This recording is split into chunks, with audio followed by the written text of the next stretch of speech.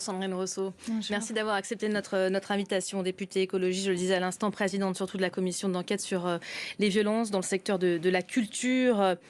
Un mot déjà pour commenter cette décision. On a entendu la partie civile se féliciter, applaudir. C'est une belle décision, une reconnaissance pour les victimes. Vous partagez l'avis ? C'est une décision importante en tous les cas. Parce que c'est la première fois qu'un signal est donné aussi fortement que personne ne peut se prévaloir de l'impunité. Personne n'est en dehors de la justice sur les violences faites aux femmes. Et je trouve que ça manquait ce message-là en fait. Aujourd'hui, il est clair que on peut être un monstre du cinéma, on peut être une star internationale, on peut avoir 250 films à son palmarès et pour autant être un homme devant des juges et rendre compte de ses comportements. Et c'est une décision très très importante pour le mouvement MeToo et je salue évidemment à la fois le courage mais l'immense force qu'ont eu ces victimes, les deux qui sont là. Une seule était présente aujourd'hui. Voilà, les deux qui ont porté plainte pour agression sexuelle sur le film Les Volets Verts, mais aussi je salue le courage et l'immense ténacité de Charlotte Arnoux qui est passée par des phases très difficiles et qui tient. Et je pense à elle aujourd'hui parce que cette condamnation, évidemment, pour elle, annonce probablement un procès plus facile après. Ça ouvre la voie oui. pour les suites. Un mot, parce qu'on a vu ce qu'avait donné aussi ce procès, on a vu la violence des avocats de Gérard Depardieu, parfois à l'égard des victimes, et la difficulté de porter ce combat. Oui, et ça dit quelque chose aussi, la défense de cet avocat qui utilise les ressorts du sexisme, les ressorts de la violence et de l'agressivité envers les femmes pour défendre son client qui est accusé de sexisme et de violence envers les femmes. Des femmes traitées d'hystériques, de menteuses, de vénales. Oui, et tout cela, c'est tout cela en fait, c'est tout cela qui a été condamné, je pense, aujourd'hui, parce que dans la condamnation, il est dit aussi que la défense de Gérard Depardieu n'a pas été à la hauteur de l'enjeu. Et derrière, c'est, je pense, un monde qui s'en va, un monde qu'on laisse derrière nous, et réjouissons-nous de cela parce que celui qui arrive est bien mieux.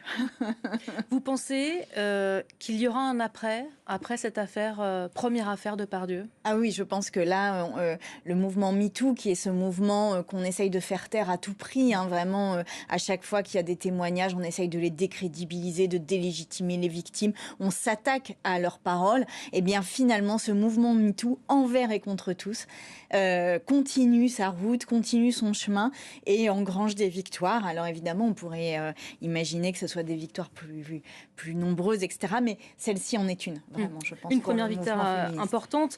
Cette décision, donc, saluée par la partie civile. Le tribunal a globalement suivi les réquisitions du parquet, estimant que Gérard Depardieu ne semblait pas avoir appréhendé ni la notion de consentement, ni les conséquences délétères et traumatisantes de son comportement à l'égard des femmes qu'il a agressées. Lui a reconnu des gestes déplacés, mais toujours nié l'agression sexuelle. Il fait donc appel aujourd'hui. Vous parlez de posture, je crois.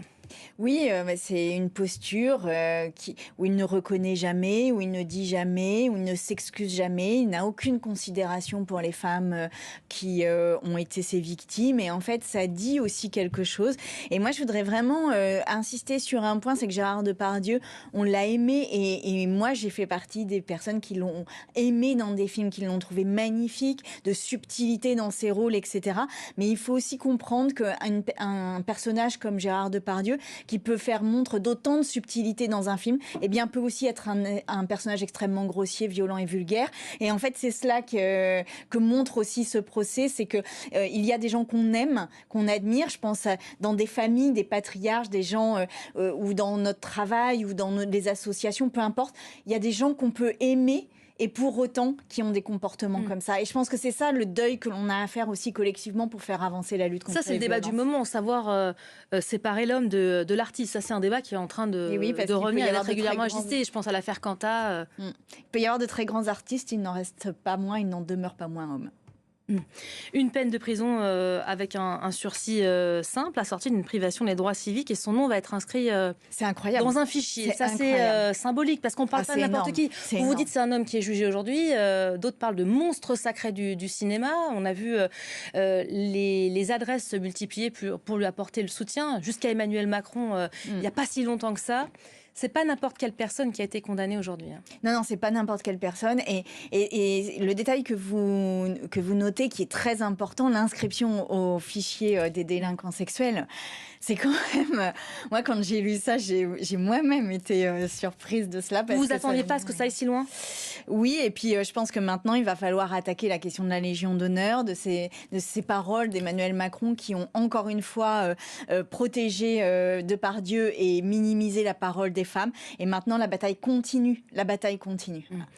Son absence aujourd'hui à l'audience et sa présence a priori sur un plateau de tournage de cinéma au Portugal. Aujourd'hui, je crois qu'il tourne pour Fanny Ardant, qu'il a d'ailleurs défendu pendant ce procès. Je crois que ça vous insurge. Vous avez été récemment interrogé là-dessus.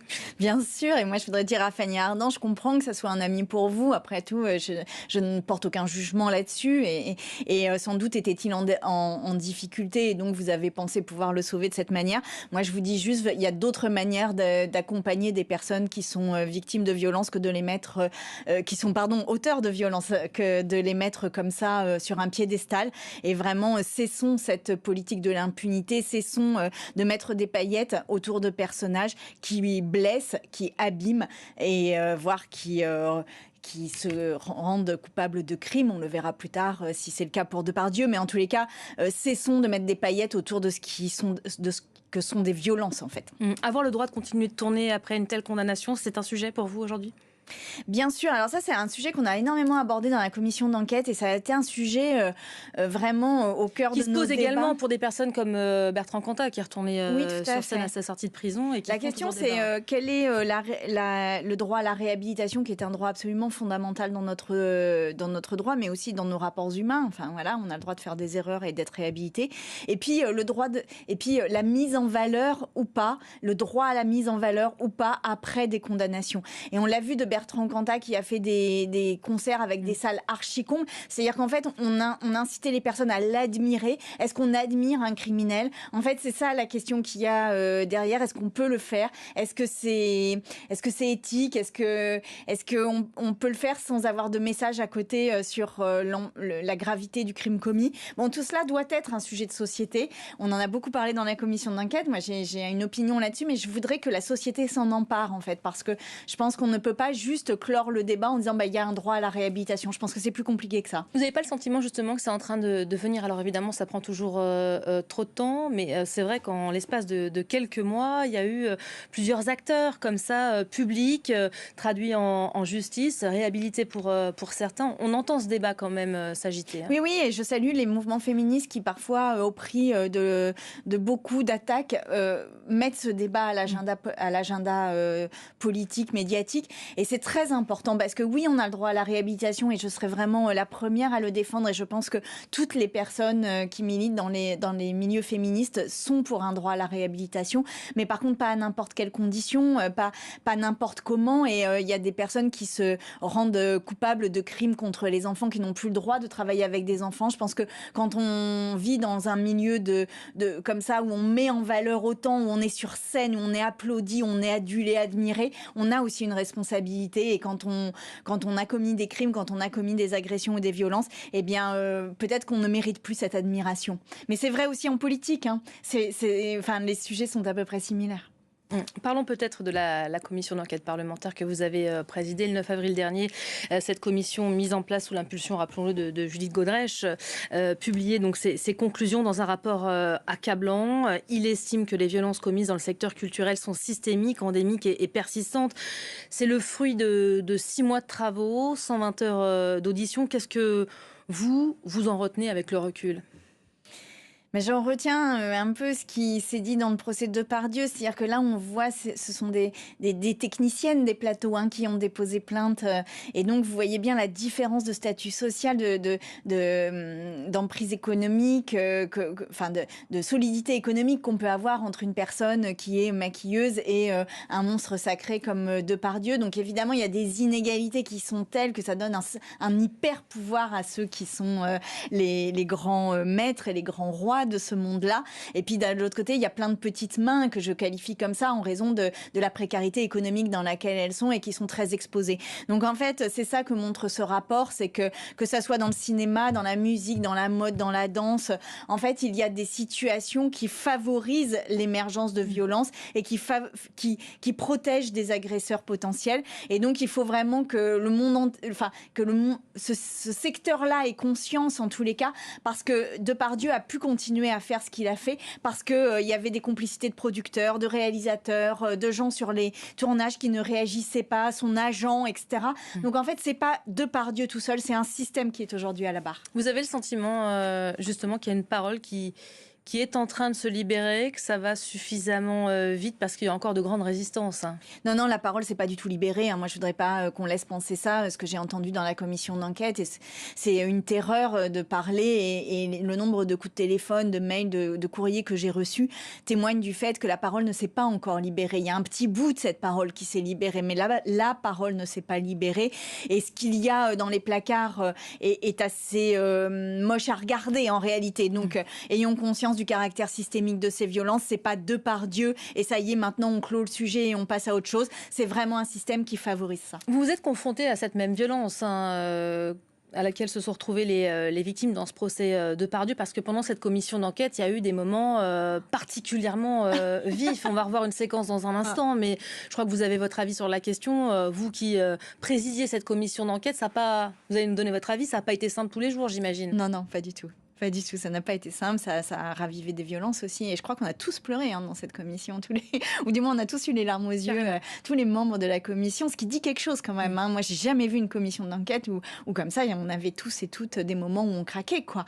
Et pourquoi ? Parce que ça a été très dense, ça a été très intense, et puis il y avait des témoignages absolument bouleversants, quoi. Et moi, je voudrais juste dire qu'on s'interroge, parce que ça, c'est un point très important, mais on s'interroge beaucoup sur la réhabilitation des auteurs de violences. On s'intéresse beaucoup moins aux personnes qui ont parlé et qui disparaissent. Je pense à Maria Schneider, je pense à Adèle Haenel, je pense à toutes ces femmes qui ont parlé, Sandra Van Roy par exemple, et qui ont disparu des écrans. Et elle, il n'y a jamais eu un mot pour elle. Donc moi, je voudrais avoir des mots pour elles, mais je voudrais aussi qu'elles soient intégrées dans la réflexion, parce que c'est pas parce qu'elles sont parties qu'elles ne sont plus là, et elles doivent pouvoir continuer leur métier. Sans compter toutes les prescriptions dans ces dossiers, il y en a un certain nombre évidemment avec Gérard Depardieu. Alors 85 auditions et tables rondes, je crois, pendant cette commission d'enquête parlementaire, qui ont conduit parfois à des séquences assez virulentes. On pense évidemment à une séquence en particulier, c'est celle avec le producteur Dominique Bénard. On va regarder de nouveau et puis on en reparle juste après. Moi, j'ai quand même vu des actrices un peu dépasser les bornes. On ne va pas dans un hôtel avec un metteur en scène. Excusez-moi, Weinstein qui allait à Cannes, et toutes les actrices quand même, certaines actrices, allaient dans sa chambre pour peut-être faire une carrière américaine. Je l'ai vu ça. J'ai même des actrices dont je me suis occupé qui sont allées. Alors, à un moment donné, c'est pas une histoire de talent, c'est qu'elles veulent réussir. Vous avez eu des propos multiples de dénigrement quand même des femmes qui parlaient. Non mais arrêtez mais là. Je vous le dis. En fin de compte, vos sources, c'est la presse. Il y a un moment donné, ça va. Non, mais là, vous venez de parler. Si c'est mon procès, exemple... je me taille tout de suite. Mais déjà, vous êtes dans une commission d'enquête, monsieur. Non, mais une commission d'enquête, on a l'impression que vous voulez me faire dire quoi ? Non, mais Gérard Depardieu, je ne dois pas dire que je l'ai apprécié à une époque. Non. William VI, qu'est-ce que vous voulez savoir ? Mais la question, en plus, vous avez le droit encore de l'apprécier. Et j'ai le droit d'avoir mon opinion. Absolument. Vous n'êtes pas là pour me faire la morale. Je suis désolé, madame. Absolument. Et vous arrêtez de faire la morale à tout le monde. Ça fait quand même 10 minutes qu'on parle de la même chose. Ça veut dire que quoi ? Je pense que MeToo est inutile. Ça va, franchement, j'ai jamais dit ça.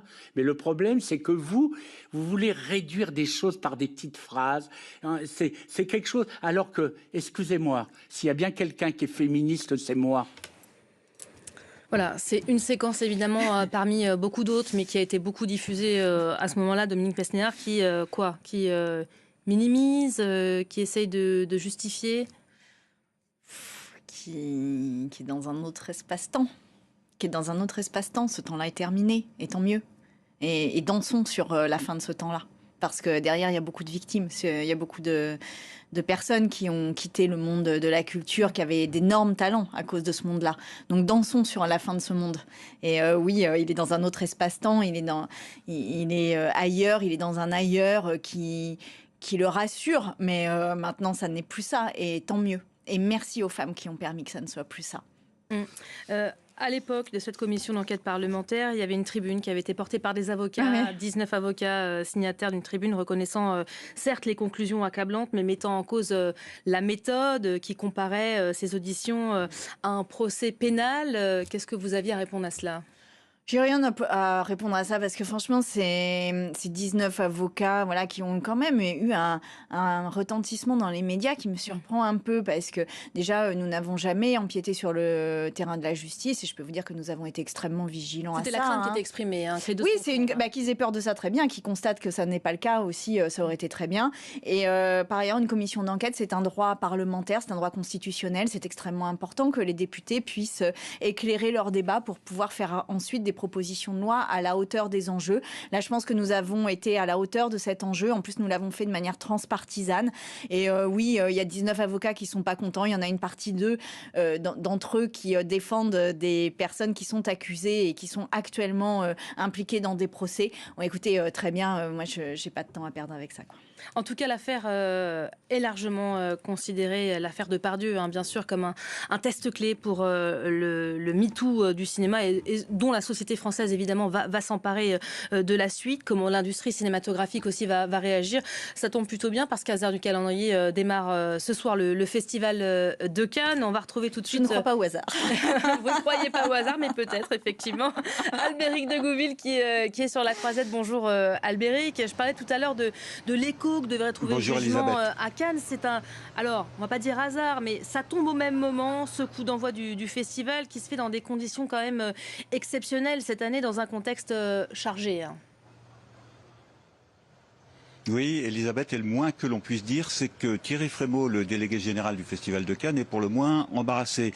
Hier, en conférence de presse, il disait « J'accueillerai le jugement en tant que citoyen », avant d'ajouter « Je préfère encore que cette conférence de presse ait lieu aujourd'hui que demain ». Vous voyez, il est vraiment embarrassé parce que Gérard Depardieu, c'est effectivement un monument et c'est une grande partie de l'histoire du Festival de Cannes.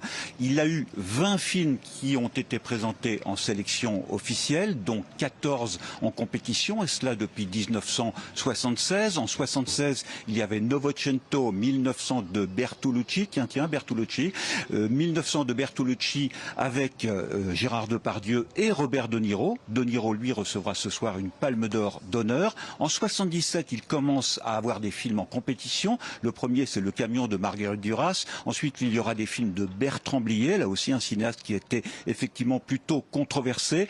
Bertrand Blier, Maurice Pialat, qui obtiendra la Palme d'Or en 1987 avec Sous le soleil de Satan, et puis pas de controverse là, en 1990, Cyrano de Bergerac de Jean-Paul Rapneau, pour lequel Gérard Depardieu obtiendra un prix d'interprétation masculine. Et puis 2 ans plus tard, en 92, il devient le président du jury du Festival de Cannes. Donc vous le voyez, Elisabeth, très difficile d'effacer Gérard Depardieu de l'histoire de ce festival. Malgré tout, après cette condamnation, Albéric, on imagine mal Gérard Depardieu revenir un jour sur le tapis rouge à Cannes. Ça semble vraiment difficile maintenant. Sa dernière venue avec un film en compétition, c'était il y a 10 ans, en 2015, avec Valley of Love de Guillaume Niclou, avec aussi Isabelle Huppert. Et depuis, eh bien, Gérard Depardieu, imaginez qu'il revienne à Cannes après, même s'il a fait appel, même s'il va faire appel, après ce jugement et ces 18 mois de prison avec sursis, ça paraît totalement inimaginable, d'autant que le contexte, beaucoup de choses sont passées par là, et notamment, bien sûr, évidemment, la vague MeToo. D'ailleurs, dans le Festival de Cannes, maintenant, il y a une parité dans les jurys. Cette année, c'est peut-être une coïncidence, mais les 4 jurys de la sélection officielle sont présidés par des femmes. Symboliquement, par exemple, la quinzaine des réalisateurs a été remise rebaptisé il y a quelques années la quinzaine des cinéastes. Il y a effectivement beaucoup de signes. Il y a eu une polémique il y a 2 ans quand Johnny Depp est venu présenter un film de Maïwenn hors compétition. Et puis, surtout, le grand moment, ça a été l'année dernière, Julie Godrèche avec son court-métrage Moi aussi, qui a été présenté ici à Cannes, avec une montée des marches avec des femmes victimes de violences sexuelles. Julie Godrèche qui a vraiment été, ça a été un déclic dans l'histoire du Festival de Cannes pour la vague MeToo. Et puis cette année, la présidente du jury, c'est Juliette Binoche. Et Juliette Binoche, il y a 1 an déjà, elle revenait, elle dénonçait des violences auxquelles elle avait dû faire face à ses débuts. Cette année, elle dit tout simplement, l'histoire du Festival de Cannes, c'est un tournant. La vague MeToo est absolument historique dans les comportements sur les tournages notamment, dans un milieu du cinéma essentiellement masculin pendant de très longues années, sauf pour les actrices, mais aussi pour les petites mains. Sandrine Rousseau en parlait tout à l'heure, pour les petites mains comme les scripts ou les monteuses. Effectivement, des profils particulièrement visés. Merci beaucoup Albéric, on va évidemment retrouver pendant tout ce festival de Cannes. Sandrine Rousseau, pour conclure, l'embarras à Cannes, ça nous dit quoi? Ouais, ça dit tout. Et Frémaux ne doit pas regarder cette sanction comme un citoyen, mais comme le président du Festival de Cannes, ou comme le responsable du Festival de Cannes, et de tout ce que ce Festival de Cannes a aussi construit comme impunité. Et en fait, je dis à Monsieur Frémaux, si vous ne réagissez pas davantage, vous faites partie du problème. Voilà, c'est très clair. Maintenant, il va falloir ouvrir les yeux et avoir des paroles un peu plus fortes que juste je le prends en tant que citoyen. Un dernier mot peut-être, on a entendu Bébé, première interview après 11 ans, dire le féminisme c'est pas mon truc, moi j'aime les hommes. Il reste encore des vieux sujets, Brigitte Bardot, et des vieux dossiers. Oui, pardon, oui, Bébé, oui. Brigitte Bardot qui réagissait, ça fait partie des derniers propos qui sont commentés. Il va falloir encore du temps et du chemin. Oui, Brigitte Bardot, elle fait partie de ce temps d'avant. Voilà, je pense que sa parole, je l'entends. Maintenant, les choses changent et je voudrais dire aussi qu'elle a fait évoluer la cause des femmes à l'époque où elle était jeune actrice, parce que elle a franchi des lignes qui étaient interdites pour les femmes et elle est allée dans des domaines, dans des espaces où les femmes n'y étaient pas bienvenues avant elle. Donc voilà, je voudrais remercier, enfin ou du moins dire que je suis consciente de cela, mais que maintenant les temps ont aussi changé. Pardonnez-moi Sandrine Rousseau, parce que c'est l'image que tout le monde attend depuis ce matin. Alors je suis navrée, mais c'est Kim Kardashian, une autre femme. Mais c'est la séquence qu'on ne voulait pas manquer. Autre actualité judiciaire du jour, la reine des influenceuses qui se présente donc devant le tribunal. Voilà, elle salue la presse. 490 journalistes, dont Clovis Casali qui est sur place pour le procès de son spectaculaire braquage. Pardonnez-moi, on attendait évidemment l'image, la presse internationale qui va couvrir ce procès, elle va témoigner et peut-être s'adresser à la presse dans la foulée. Je vous laisse le dernier mot, Sandrine Rousseau. Soutien à elle et puis que nous soyons solidaires et sorores et ainsi nous pouvons vraiment changer le monde, vraiment.